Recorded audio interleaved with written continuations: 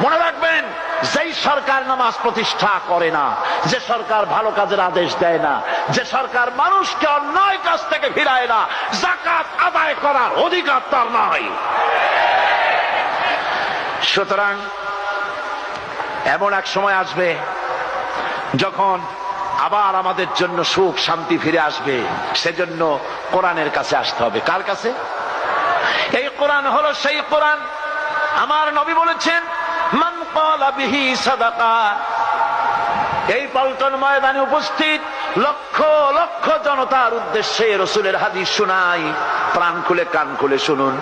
আমার নবী বলেন, কোরআন দিয়ে যারা কথা বলে ওরাই সত্য কথা বলে। সুবহানাল্লাহ। আপনার নেতা বক্তৃতা করতে আসে, না আছে কোরআন, না আছে হাদিস, সব নিজেদের মন গড়া কথা, ঠিক কিনা?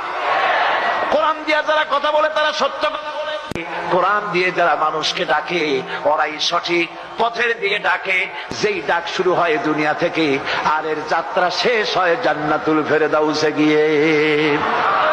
আখরাজাহু তিরমিজি, তিরমিজি শরীফের হাদিস এটি। সুতরাং ইন্নাদ-দীন ইনদাল্লাহিল ইসলাম। জীবন ব্যবস্থা কেবলমাত্র কোনটা? জোরে বলেন, কোনটা? এই ইসলামের আইনের সামনে মাথা নত করে দিতে হবে।